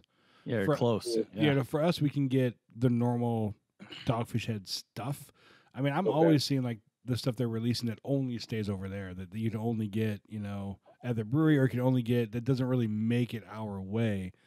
There's a lot of stuff I'd love to try of theirs that I'll never be able to see, but I would agree. Like the 75-minute IPA, it's tap room only. Yeah. We've had the 60, 90, 120. We can't try the 75-minute unless we go there. Okay, I can get some. There you go. We can figure this stuff out, guys. Because I love that beer, so I want you guys to be able to try that beer. Have you awesome. There was a, I don't know if it was a YouTube thing, but there was a small little like documentary done on him, and Dogfish, and then of course his book was good too. But yeah, he's one of those guys. I think, you know, later down the line, people are going to look back at, like, as far as beer history is concerned, he's going to be one of those, Mount Rushmore of beer type of guys who just set a different tone in the craft beer as far as, traveling the world to find special ingredients and like not being afraid to just be like, okay, what's this going to taste like? And let's throw it in there and just, see what happens type of thing. Stayed consistent with his principles. Well, speaking of the travel world, one of my favorite beers is actually on my beer shelf, Pangea. Every continent. Like, who does that? Who's like, we're going to brew a beer, we're going to get an ingredient from every continent, even Antarctica. Like, who? Dogfish Head. See, that's awesome. And right now, you wouldn't even have to go to Antarctica. Just come to Chicago. It's the same temperature. We're good. Right? Got some video footage of penguins walking back and forth. Right. Two quick stories about him. I got to meet him a couple of times. Really cool guy. Like, just totally chill. So we were at Extreme Beer Fest in Boston, and they co-sponsor it. So he's like, he's a celebrity there, right? So it's a giant beer fest, all these beer nerds, right? And he's there. It's like the first table you see me get there. He's taking a picture with everyone. He's talking to everyone. He's making everyone feel like the most important person. Did you have him sign your body somewhere? What's up? Did you have him sign your body somewhere so you can get a tattoo of the signature? No. But so I got 2 tickets for it, and my friend Matt, he's a huge Dogfish Head fan. I said, "Hey, you want to go?" He's like, "Yeah," but his wife was pregnant, so she's like, "You can go, but you have to have Sam sign whatever it was." I forget what it was. And so he gets like the media people were going to do an interview or whatever, right? So he's getting swept away like right before, and I'm like, Sam, the only reason he could come is because his pregnant wife said you had it. And he's like, what? Okay. Like, came back over, totally was awesome. That superhero, signed the stuff, then went like, cool dude. So now that I said that nice story, I'm gonna throw him under the bus a little bit. Oh boy. And I was at one of his restaurants, and I went to the bathroom, urinated next to him. He did not wash his hands when he left the bathroom. So, no. Just going back there urinating. Man, I was thinking for a second. Makes you wonder when they make the beer. Like. Right? Sam. They got the star Sam. They're spraying that on their hands. I could have swore you're going to say you looked over the urinal and did a comparison there for a second. Way bigger. But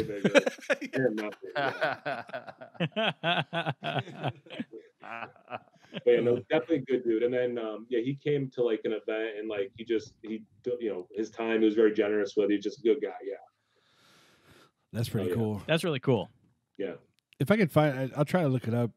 There was a documentary I saw where he was included in it, and they're showing him at his house, like in the morning. He's getting ready like to go to the brewery or whatever, but he had all these like glass 5-gallon fermenters lined up in his kitchen, where he would just still homebrew constantly, trying to just figure just whatever, just for him, or find the right recipe, or just to play with stuff like that. That was probably back in the day when he's starting. Now he probably has his own like whole small brewery he can just fuck with. So must be nice. Nice. Yeah, well, we homebrew from time to time, so not as often as we hoped. We were going to try to do this once a month. Do you know how hard it would be to homebrew right now with this weather? Well, for these 3 days where it's minus 25, it's hard, but the chill to go in the garage. The chill portion, when we tried to chill it out, would be quick and easy, but the rest it's gonna be 40 on Sunday. I know it's gonna rain Sunday, but it's Super Bowl, so we're not brewing then. But we did just brew a stout that now it came out pretty decent. So now we're gonna try to put variants in it. So we're gonna try some barrel aging, gonna try some vanilla, maybe some coffee or something like that. So we'll see what happens. You actually put it in a barrel? You're going to do like oak chips, or what are you thinking? Well, we could go either way. Well, we found out that we can buy bourbon barrel aged chips. Yeah, so like you could do the oak chip, that bourbon barrel aged flavor without actually aging it. The problem with the barrel is that we can only do 5 gallons at a time, right? I can't do like a 50-gallon thing, which I can get a 5-gallon barrel, but then they're like they range from like $150 to $200. They're only going to be really good for 3 brews, essentially. Yeah, maybe 2, probably. Yeah, so then it's like, but if I can get if the chips work out fine, I can put whatever bourbon I want. You know what I mean? I'm not stuck with whatever bourbon was aged in this barrel. Some Billy Bob's Tennessee whiskey that he moonshine out of his fifth wheel, whatever. So, yeah, I don't know. I think we were going to experiment with the chips first, just because it's kind of a cheaper route to go and see how it works. But we were trying to just get a base stout that we liked, and see how, and then from there, see what happens. So we'll see. We call it Flame Out Stout. Because while we were brewing it, we were doing the boil, and the flame went out, and nobody knew. We had no idea how long it was out for, so we just called it. As we filled up the garage with gas. Yes, the garage filled with gas. Filled with gas, and we were like, "Hey, this isn't boiling anymore." Right. Yeah. Like, why is the boil stopping? Yeah. It turned out good. We tend to name them after accidents that happened during the brew. What was the one where I burned my leg? I can't remember what we called that one now. Yeah, you still got scars from that. I do. I still have no feeling on my leg. So, yeah. Kyle, do you do any home brewing? I have not. No, my wife actually brought up again the other day that I should. I haven't, for no good reason. No, just haven't done it. It's time consuming, but it's fun. Uh-oh. Connectivity. Uh-oh. Hey, are we back? Did we lose No Hype? I won't talk nice to you and talk about fornicating with you. Well, should we put this baby to bed? Oh man, all right. What do we got? Yeah. So for a final review. Hey guys, Chad here. Yeah, he's gone. You don't have to ask me what my You're a 5 final rating is. Yeah, it's a 5. Jake I love Farm. this beer. I think it's What are you wearing? She sounds hideous. Well, she's a guy, so. Jake. It's Jake from State Farm. It's fantastic beer. So. I have risen all the way to a 4.75. It's not perfect, but it is fantastic nonetheless. Well, let me ask you then. Not fully erect, but what don't you like about it? What's lacking? What's keeping you from that 25 hundredths of a point? I would say that brown ales aren't my favorite. I would say I could use a little more complexity on the back end. Okay. I do think there's a nice balance. I absolutely agree with that. It does remind me of a barley wine, which I love. There is some booziness. It's not a knock. It's just there's just a little. It's like brown ales I like them, but they're just not my faves. And I can taste a little brown ale there, and I don't know. It could just use another turn. One last turn at the end would probably do it for me. Coo-coo-coo-choo. I don't know. It's a fantastic beer. Actually, Chad, you got me my first one of this, and it was great. And I would recommend it to anybody. And it's I'll tell you what, it's a good enough beer. It's a well done beer to the point that if I'm at a liquor store and I see Boulevard, I will try Boulevard that I haven't had. I will grab that next 4-pack just to find out. It's that good. I mean, it's a good beer. Nice. But like, it's not straight jacket. It's not Death Star. I don't know what to tell you. Well, but I mean, that stuff goes into the secret scale, though. Fair enough. I can't get to a 5. I went all the way from a 3.5 to a 4.75. I don't think I've ever risen that high. I mean, trust me, it's been a problem. That is a big rise for you. Yeah, you're right. 3.5 to a 4.75. That's a big. That's the hugest rise I've ever had on this show. That's some big old chubby. War of my life. So yeah, and it's cold out. So I mean, hot damn. My name is Adam. What do you think, Adam? Yeah, 5. I mean, there's nothing wrong with this one at all. The sweetness, the caramel. Even to the end, I still had caramel flavors, not caramel, but caramel. And I got that all the way through. Yeah. It tasted. Oh wait, what happened? Oh, there we go. My bottom. No, I fell on don't agree with you guys. That is not a criteria for being a 5. What, caramel?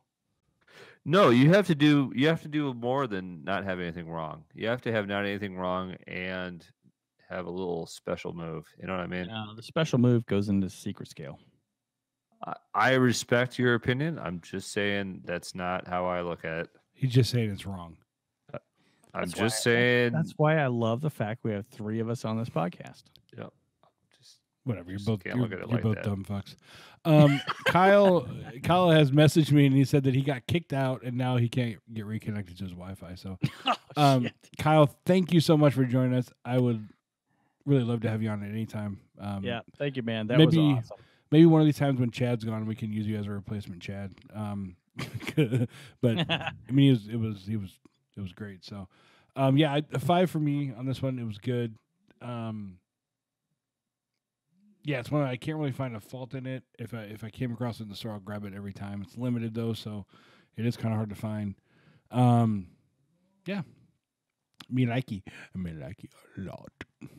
Hey, he's back. Hey, Yeah, I was able to get it on my phone. Yeah, I'll say it just kicked me off the computer. It was weird. Your time is up, sir. Your time allotment. No more screen time for you. Whatever. Well, we went through and did our final reviews of our beer. What's your final say on yours? What you when you got to the bottom of that, what'd you think of it? The only other new flavor I got was like a like ripe banana, like that sweetness. Maybe get like a Hefeweizen. Yeah. Yeah, and then I'm gonna stick with the 4.5. I mean, it was consistent all the way through. Yeah, I would gladly drink it again for sure. Yeah, great beer. Sweet. What'd you give it, Chad? Do you remember? I don't remember, but I can look it up real quick here. I've got some more questions for Kyle if you have time. I can do a couple more, and then yeah. Long as the battery. You're like, it's after 11. I want to go to bed. Long as the Well, battery. yeah. It's all What's good. your favorite style of beer? I go back and forth. Right now, it's definitely going to be the big stouts, preferably aged in barrels. But I go back and forth with IPAs and big stouts for sure. Yeah. Yeah, IPAs.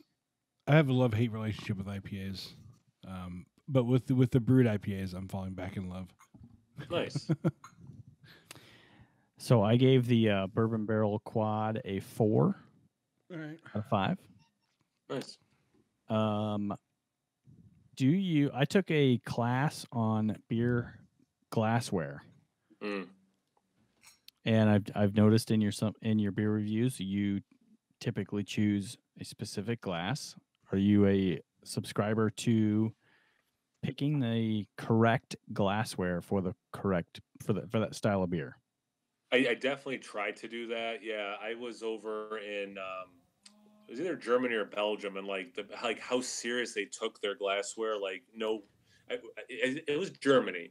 And we're at a restaurant. We're like, I ordered a beer. They're like, well, we don't have any clean glasses for that beer. I'm like, okay, just put it in another glass. Right. And they're like, you don't understand. We don't have any clean glasses for that beer. You don't get that beer. I was like, okay. Wow. After a couple more times, I was like, all right, like that's how serious you guys take this stuff. Yeah. So what I started with is like kind of like annoyed, experience, and I was like, actually, that's okay, cool. You take that much pride in it, yeah. Kyle, I was enjoying listening to your show, and I was especially enjoying your describing your trip to China. Oh yeah. What was the deal with the ice cubes in the beer? Why were they doing that? I don't know if it was like because it's hot outside. I don't know if it was like to water, dilute the alcohol content. That was something that was lost in translation. I don't know why they put ice cubes in beer. Yeah, and I also don't know if that's like a thing in China or just like that region or these dudes just did it. I don't know. It was weird. Yeah, I was going to ask you that. Like, is that everywhere over there? Is that like a thing or like? It was the only place I saw it. Yeah, I only had a couple going outs over there, and yeah, the other times I had beer there, they were not putting ice in it. No. Okay, good. Yeah, that was different. Well, I've got more questions about your beer, but we won't get into that. You got an awesome beer, and I love it. But I'm going to put you on the spot here because we did this. The three of us picked our favorite our favorite beer of 2018. Can you do it? Can you pick a favorite beer of 2018? Yeah, it was a localish beer, so I got to try to hold my phone and grab the beer off my shelf. Do it. Can you do it? All right, not too bad, not too bad. So, local brewery to me, and I'm really jealous because they just released a different version of this that I want to try. But it's called Beer Tree, is a brewery, and then it is a pineapple creamsicle New England style IPA. So. They just brew a New England style IPA. They put pineapple juice and then vanilla beans in it. And it kind of tastes like one of those milkshake IPAs, but there's no lactose. So like we joke that's a vegan milkshake IPA. But they just did a coconut version of it that I heard is like amazing. But yeah, like the first time we had it was just on draft. They hadn't canned it yet. And I kept thinking about it. Like it was like one of those beers I was like, man, like that was just so good. Like I just want more of that beer. And then I think they heard enough positive about it, they started canning it every once in a while. So nice. Yeah. And it's cool, it's local, like we were talking about earlier. Like my favorite beer was a local beer. Like that's pretty rad. Absolutely. Awesome. What were your guys' picks? I think I'll speak for myself. It was a hard decision, but I think that Death Star from Revolution probably topped my list, and it was really close with 2018 Cuvée from Three Sheeps. Oh, cool. Does anybody remember mine? Because I don't remember mine. Does anybody remember? I want to say Death Star and Cuvée were up there for me too.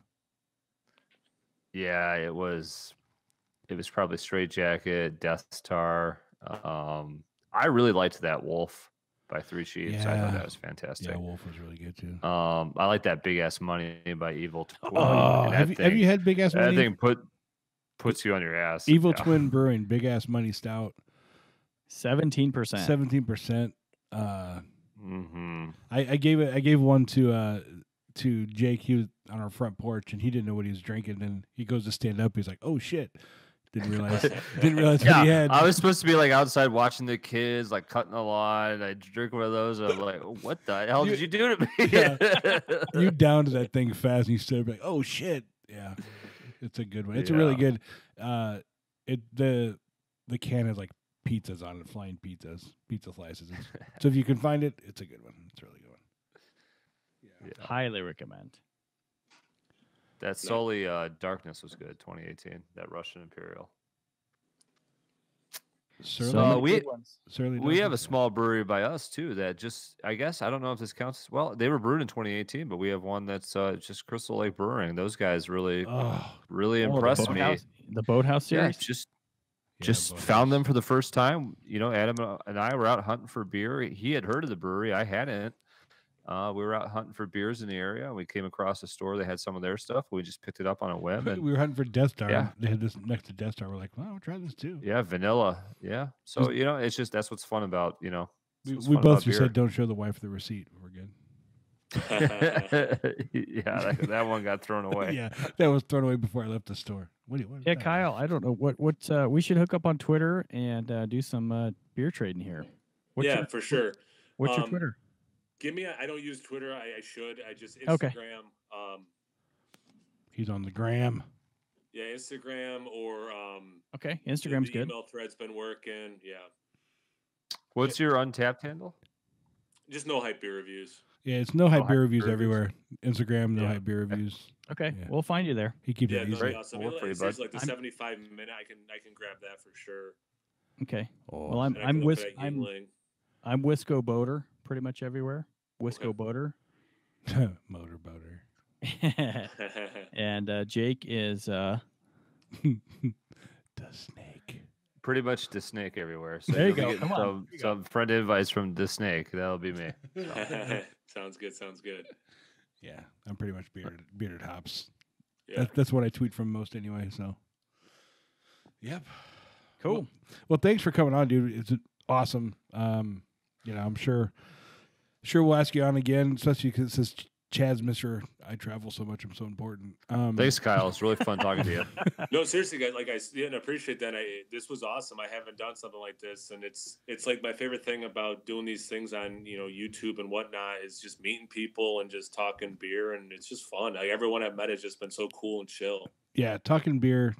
Actually, one question I have to ask. I think you may have already said. Do you remember your first beer? First beer I ever had, geez. I mean, like, I remember my grandpa giving me a little sip kind of stuff back in the day. But, like, my first beer, I know Labatt Blue was the first beer I ever liked. I don't remember the first beer I ever had, though. I can't remember if I know I've had a Labatt, but it's been a long time. I don't even know if I remember what it tasted like. I went to college in Buffalo, so it was, like, so close to Canada. We had that, like, all the time. I was going to say, Labatt, you must have been in Canada. Yeah, right on the other side. Those are, well, sweet, man. Actually, it's kind of embarrassing. One Christmas, my sister made me a shirt that said Labatt Light Drinker on it, so I rocked that for a few years, yeah. That's awesome. Oh, Labatt. Yeah, we have PBR. Yeah. Rocking the PBR. Good old PBR. Yes. Yeah. That's a staple. Oh, yeah. I mean, that's one that, especially during the summertime, that's usually in. We went through a summer, Jake, where we had PBR all the time. Mowing the lawns, hold the PBR while we're mowing. Yeah, we went through a Three Floyd summer. Yeah, Three Floyd summer. Yeah. You don't get Three Floyds out there, do you? No. I've had a decent amount though, for sure. But yeah, I have a couple of Dark Lords I need to review. I've been sitting on them. I hear they age better. Yeah, I haven't had a Dark Lord. I've never had a Dark Lord. I mean, when I first moved here to this neighborhood, everybody in this neighborhood was talking about zombie dust. It was so hard to get, and now it's like it's everywhere. I can go. Kyle, I live in a town of. I live in a town of 15,000 people. I can go to my 2 liquor stores here in town, and I can get zombie dust. Well, they just did a huge expansion as well within the last few years, so they've definitely stepped up production.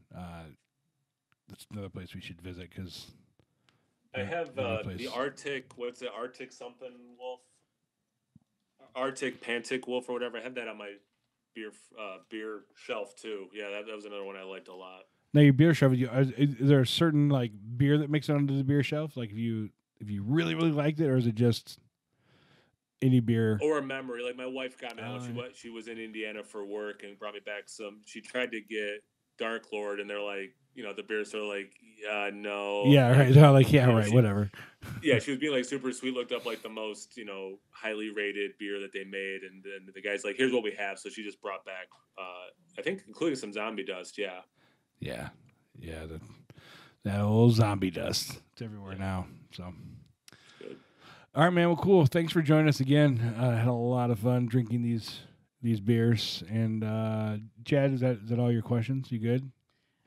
No, but I'm good. He'll email you more. Right. Sounds good. He'll Instagram you more questions. Yeah. And ASL and ASL. I think my wife just turned out the lights. Wow, got dark. Yeah, you just got dark. Yeah, I think she had Google turned out all the lights. Shut off the lights. That's pretty much what she just did. Google turn off all the lights. Adam, come to bed. I'm in here. I thought my wife thought I was taking too long, but I hear her vacuuming, so I don't know if that's like passive aggressive vacuuming. Or... It totally is. Yeah. So that'll be fun. Well, thanks again. A lot of fun. Next week we're gonna have Eric Dirksen on. I just confirmed that, fellas. We were just talking about that. Next Thursday, Eric Dirksen will be on. Awesome. Eric from porchdrinking.com. So he'll be on. And then I think the weekend after that, we'll have Darwin. The weekend after that, on the 20th, we have Three Sheeps, Greg. And then the weekend after that, we have Untapped Greg. I think it's Greg also from Untapped, right? It is Greg, yep. Yeah. So that'll be some cool ones coming up. I think that's it. Are we done? Are we finished, boys? Are we done with this one? I think we're good. Are we good? That's good stuff. My name is Adam. I totally hit the wrong one on that one, but I'll hit this one now. We're the 3 best friends that anyone could have. We're the 3 best friends that anyone can have. And we're always gonna